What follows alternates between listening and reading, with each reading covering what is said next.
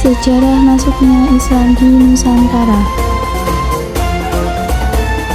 Sejarah masuknya Islam ke Indonesia melewati perjalanan panjang. Setidaknya ada 4 teori yang menjelaskannya. Sebelum Islam masuk ke Indonesia yang saat itu masih dikenal dengan Nusantara, masyarakat menganut kepercayaan Hindu dan Buddha.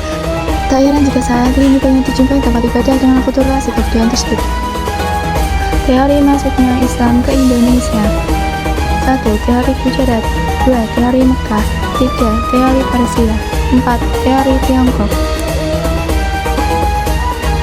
Teori Gujarat. Teori yang dikembangkan oleh Sunan Guru-Kronje ini mengusulkan bahwa Islam masuk ke Indonesia melalui hubungan perdagangan dengan Gujarat, India.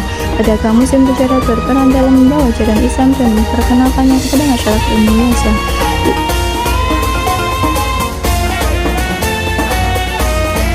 Teori Mekah yang dikemukakan oleh para sejarawan Barat yang menghubungkan masuknya Islam ke Indonesia dan pusat Islam di Mekah. Melalui para jamaah haji dan peziarah, ajaran Islam dapat tersebar ke berbagai wilayah termasuk Indonesia. Orang-orang yang kembali dari perjalanan religius ini membawa ajaran Islam bersama mereka. Teori Persia yang dibangun oleh K. Hussein Jajadiningrat ini fokus pada peran Persia dalam membawa Islam ke Indonesia. Pedagang Persia yang berdaya melintasi jalan perdagangan maritim membawa tidak hanya barang dagangan, tetapi juga ajaran Islam.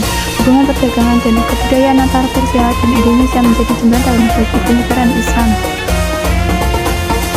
Teori Tiongkok. Teori yang dikembangkan oleh Hemka dan Kong Yuanzi ini melihat peran pedagang Muslim dari Tiongkok dalam menyebarkan Islam ke Indonesia.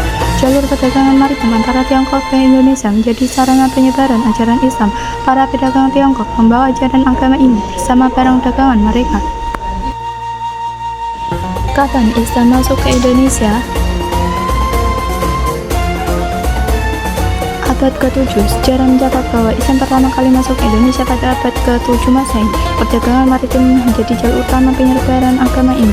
Pedagang-pedagang Muslim dari berbagai wilayah seperti Gujarat, India, dan Timur Tengah datang ke pelabuhan-pelabuhan Indonesia membawa bersamaan ajaran Islam.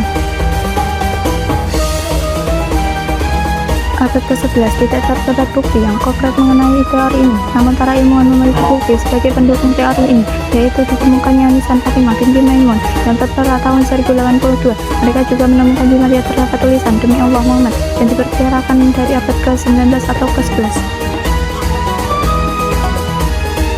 Abad ke-13, pada abad ke-13 Masehi, pengaruh Islam semakin mendalam di wilayah pesisir utara Sumatera dan Jawa.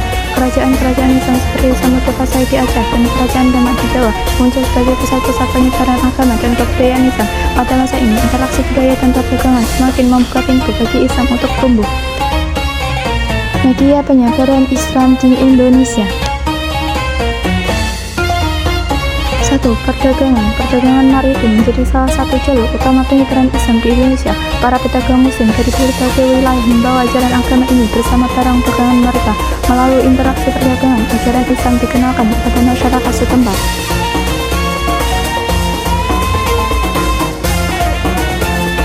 2. Perkawinan lintas agama juga menjadi media penyebaran Islam. Ketika pasangan dari berbagai latar belakang agama menikah, seringkali salah satu pihak akan memeluk agama Islam, memungkinkan penyebaran ajaran Islam melalui keluarga dan generasi berikutnya.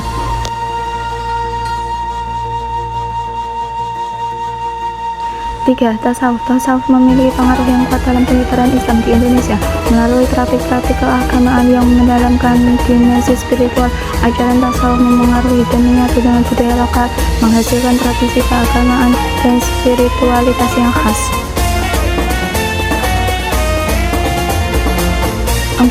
Pendidikan. Model pendidikan pada masa itu adalah pendidikan agar dan pesantren. Pesantren menjadi tempat berkembangnya pemahaman agama Islam. Para santri diajarkan tentang ajaran-ajaran Islam, hukum-hukumnya serta praktik ibadah. Pesantren menjadi wadah bagi pemahaman agama yang lebih mendalam dan tradisi keilmuan Islam. 5. Kesenian. Seni dan budaya Indonesia memiliki pengaruh besar dalam penyebaran Islam.